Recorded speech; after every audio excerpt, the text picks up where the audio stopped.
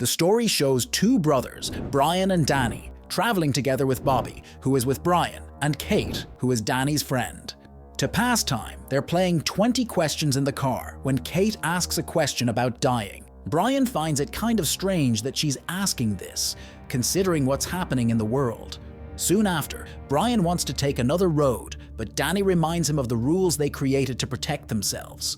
Brian questions what rules they would be breaking, since he himself is driving a stolen car above the speed limit. He takes his hands off the steering wheel to make his point, almost making them go off the road. On the road, they encounter a van and a man blocking the way, so they close all the car windows. The man explains that he and his daughter ran out of fuel, but Brian apologizes, saying they can't help, and asks him to move the van out of the way. Kate notices that the girl is sick, so Brian quickly accelerates the car while the man tries to break their window with a tool. Brian manages to escape without realizing he damaged the car in the process. Then Bobby comments that the man and girl will probably die right there. Brian responds that in the end, everyone's going to die anyway. Hey, what would you do if the world was taken over by a deadly virus and you had to choose between saving your family or surviving? The movie I'm going to summarize is called Carriers. It's a very good movie that mixes adventure, fiction, drama, horror, and suspense. It's a very heavy story about how people can change when everything collapses around them, and the ending shocked me. I didn't expect it. That's why I invite you to subscribe to the channel, activate the bell, and leave a like to receive the best recaps. Dany recalls the rules that Brian created for them to survive. Stay away from the sick because their breathing spreads the disease. Clean with disinfectant everything they touched in the last 24 hours, and that the infected are already dead and can't be saved. Soon after, their car stops working because the oil reservoir was damaged when they went off the road. Dany suggests going back to talk to the man since he had a car that worked. Kate gets very nervous, not wanting to get close to the sick girl. Brian yells at Dany to calm his girlfriend, but both respond that they're not together. Brian then asks why she's in the group then. In the end, they walk back to where the man was, wearing masks and carrying gallons of cleaning products. The man introduces himself as Frank, but Brian points a gun at him. Frank sits partially in the van, remembering that he might be infected, and if Brian shot, his blood would spread all over the van. Frank says he heard on the radio about a medicine at a school near Farmington. Brian laughs at this, talking about all the attempts that failed to make a medicine.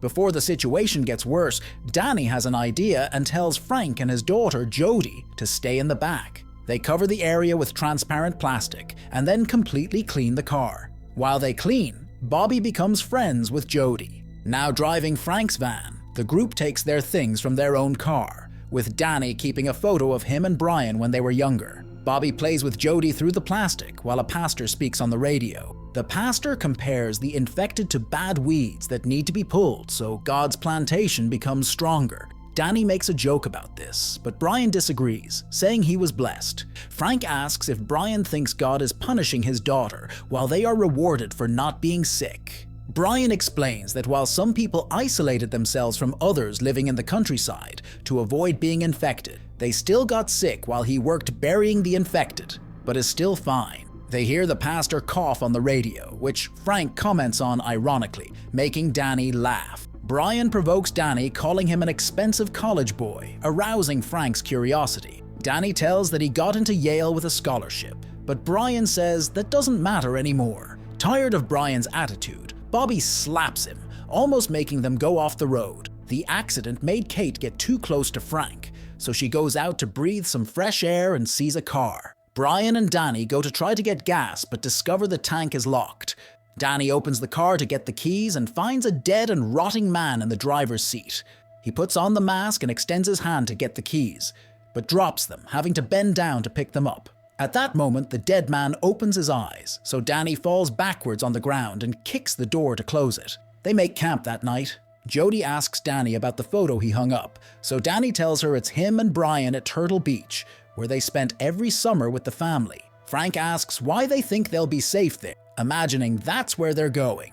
Dany says it's an abandoned motel, so they plan to make it their hideout until the virus ends or humanity dies. Meanwhile, Brian tries to calm Bobby's anger, but she says they should meet other people. However, both start laughing, knowing this is impossible. They kiss and start getting more intimate. Near the campfire, Kate asks Dany if he thinks about the missed chance of studying at Yale. Before he answers, they hear shots and cars approaching. They run to put out the fire so they won't be seen. A man gets out of his car in the distance, but is shot by whoever is chasing him. The next day, they pass by the dead man, who is tied to a post with a sign saying the virus came from Asia. The group arrives in Farmington and finds the empty city full of bodies. They prepare to enter the school, but Jody doesn't want to be alone, so Bobby offers to stay with her. Brian warns her not to get too close to the child, but Bobby doesn't care about it. Inside, they find the school empty. Kate tries to use the public phones but can't.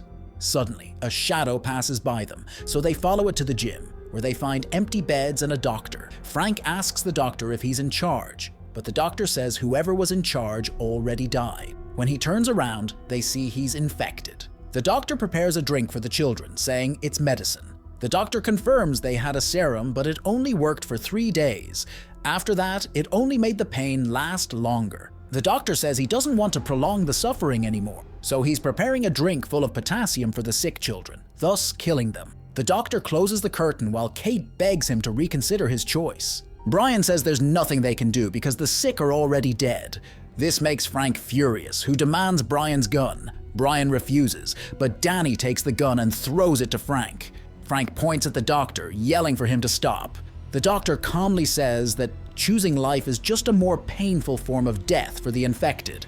This makes Frank reflect, so he backs away and lets Brian's gun fall. Outside, Bobby plays with Jody when Jody falls to the ground with difficulty breathing. Bobby hesitates but decides to help Jody with her oxygen tank. Suddenly, Jody coughs blood on Bobby's face. In desperation, Bobby quickly cleans her face and puts the plastic back. She notices blood on her jacket, so she hides it under the seats just when the others arrive. Frank opens the back door to find Jody on the ground.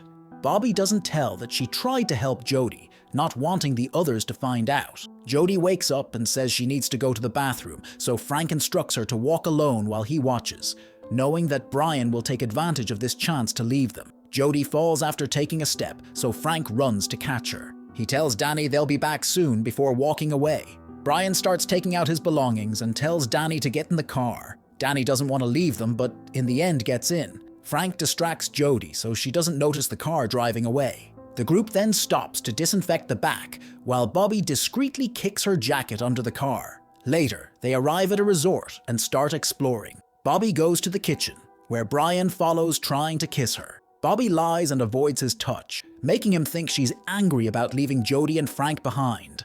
He reminds her that the sick are already dead, so he's protecting them. After he leaves, Bobby looks at herself in the mirror worried. Later, Brian searches the pool and finds a dead body, making him slip. He holds onto the diving board and Dany pulls him back up. The four then explore the golf course, where Brian drives the cart dangerously until he crashes in the sand. He asks Bobby for help, so she extends a golf club toward him, but Brian pulls her and starts kissing her. Bobby pushes him and walks away irritated, trying to avoid contact at all costs, afraid of passing the virus she might have to him. The three play golf, but Brian is terrible at it, so Kate shows him how to do it. Soon they hit golf balls at the resort windows, breaking all of them. One of the rooms is full of supplies, and a voice on the radio informs someone named Larry that they're coming back. That night, Bobby asks Kate why she insists on checking public phones when she knows the lines are cut. Kate says she's worried about her parents, but Bobby explodes and tells her to forget them because they're probably already dead. Kate leaves, so Dany follows her. Suddenly they see lights outside, so they run while voices shout behind. They hide inside the kitchen and arm themselves with knives. A man in a full bodysuit enters but doesn't see them. He's about to leave when he notices the missing knives. Dany and Kate run, but are caught by others outside the door. Brian returns from playing golf, only to see a truck loaded with horses. A man comes out of the resort, so Brian tries to hide, but the horses alert the man. Brian knocks him down with a golf club and holds the club against his neck while pulling off the mask. The man begs Brian not to touch him and explains they just returned after looking for supplies, revealing that his group has been using the resort as a base first. Dany, Kate and Bobby soon arrive, captured by the others. One of the survivalists named Tom asks if there are more people, so Dany confirms it's just them. Another man returns with a golf ball and announces that their supplies have been contaminated. Brian laughs at how they act extremely, which earns him a punch. Tom asks Brian what happened to Larry, whom they left to guard the place. After seeing the corpse in the pool, the men think they killed Larry. One of them says Larry must have gotten sick and didn't tell, but the others say that's impossible because they were very careful. Brian provokes them for their extreme efforts, so Tom grabs him and pushes him to the edge of the pool. Bobby pleads, and Tom orders them to leave immediately. Despite Dany's protest, the men take the extra gas supply they have. One of the men grabs Kate and demands the girls stay behind. Brian objects, but they point a shotgun at his chest. Tom reminds them they're not that kind of people, ordering them to release the girls. However, the others ignore his authority and point a gun back at him, leaving Tom with no choice but to lower his weapon. With the others in command, they order Bobby and Kate to undress, keeping them at gunpoint. Brian was ready to draw his gun to kill them all, but suddenly the men start screaming and backing away when they see Bobby's wounds. The men force them to leave, so they run to their car and drive quickly. The next day, Brian, Dany and Kate wear masks while driving silently down the road. With the gas running out, they stop at an empty gas station. Kate immediately gets out of the car to get away from Bobby. She sees a public phone, but no longer tries to call her family. Later, she insists with Dany to talk to Brian about Bobby. Dany approaches Brian, who is busy looking for the key to the locked gas pumps. Dany tries to address the subject, but Brian explodes and tells Dany to get in the car. Brian drives, but stops. He thinks for a while before telling Bobby to get out. Bobby looks with tears in her eyes at Kate and Dany, but they look away. She begs to stay, but Brian drags her out. Despite her protests, Brian leaves her with some water and food and tells her to find somewhere comfortable before she gets too weak. Brian said he warned about the girl, but didn't listen. Brian drives away, leaving Bobby crying. Back on the road, Brian gets emotional about what he did. They spot a car going in the opposite direction, so Brian changes lanes and accelerates toward them, stopping at the last minute and blocking the road. Dany gets out and tells the women they need gas, but they say they don't have any to share. Dany sees the Jesus fish sticker on the windshield and tries to appeal to their Christianity, lying that he has a pregnant wife in the car. The women seem divided, but start to leave when Brian suddenly starts shooting. He hits the driver in the head, killing her instantly. Dany tries to stop him, but Brian keeps shooting. He approaches the car and yells for the other woman to get out, only for her to shoot him in the leg. Fallen on the asphalt, Brian shoots the woman dead. While Kate gets gas from the other car, Dany is in shock and yells at Brian for what he did. Brian easily overpowers Dany and tells him to stop being so moralistic. Brian mocks that Dany is content to be an observer, while he makes all the difficult decisions for their survival. He reveals he lied to their parents that they were coming back soon when he took their gun. Dany is surprised since he thought their parents were dead when they left. Brian says his only mistake was doing all the dirty work, so Dany could have a clean conscience, like taking Bobby out of the car while Dany just watched. This makes Dany reflect, who stops fighting. During the trip, Dany falls asleep and dreams he's back home. He enters his parents' room and takes the gun from the drawer when he hears a noise behind him. He carefully pulls the sheet to find a rotting Bobby. Back in the car, Kate drives while Brian rests in the back seat. They stop at a house to look for antibiotics. Kate drives the van near the roof to allow Dany to climb through the only open window. Inside, Dany is met with the barrel of a shotgun, but the old woman holding it has been dead for a long time. He disinfects the shotgun and takes it. He announces to the house that he's only there for some medical supplies but gets no response. He sees movement behind a door and approaches slowly, only to find a dog feeding on its owner's dead body. The dog growls at him but goes back to eating, so Dany carefully takes the medicine bottles from the table. When he drops one from the table, the dog gets startled and attacks him on the ground. Dany fights the dog and shoots it dead. Dany comes out and explains that the blood on him is dog blood. He takes the sheets he found and asks Brian to pull down his pants so he can treat the wound. When Brian does, Dany sees wounds on his thigh, to his horror. Dany pulls his mask up and starts treating Brian's wound with trembling hands. He looks at the gun in the car, which Brian takes out of his sight. Later, Dany confirms to Kate that Brian is infected. Back on the road, Brian sits in the back seat with the plastic divider raised.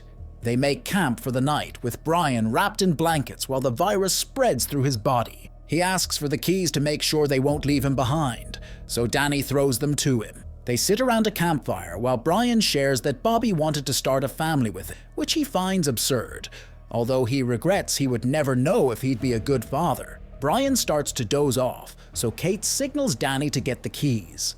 Dany cautiously approaches his brother, but Brian suddenly wakes up and confesses that when he dug mass graves, they buried even those who were still alive because they were already dead. Brian starts crying before falling asleep. Dany carefully takes the gun from Brian's hands and gives it to Kate. Dany cries while looking for the keys. He and Kate return to the car, but Brian wakes up and asks where they're going. Dany says they're leaving, but discovers that the keys he took are from the broken car from the beginning. Brian raises the real keys and opens the car doors.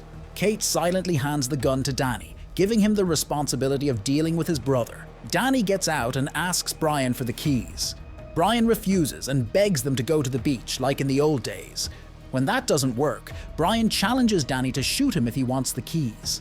Dany points the gun at his brother, warning him to stay behind. Brian states no, that he'd rather die now than rot alive and die alone. So Dany reminds him of the rules he made. Brian doesn't care about that anymore, so Dany kills him with a shot. The next day, Dany burns his mask next to Brian's burned remains before he and Kate leave. After a day of driving, they finally arrive at the beach. The beautiful waters welcome them, but Dany feels empty. He remembers the summers he spent with Brian there, realizing that the refugee they were looking for lost all meaning with his brother dead. And so the movie ends. What grade would you give this movie? It's a very heavy story about how people can change when everything collapses. What would you do in this situation? Don't forget to activate the bell to be notified of new recaps. So until next time,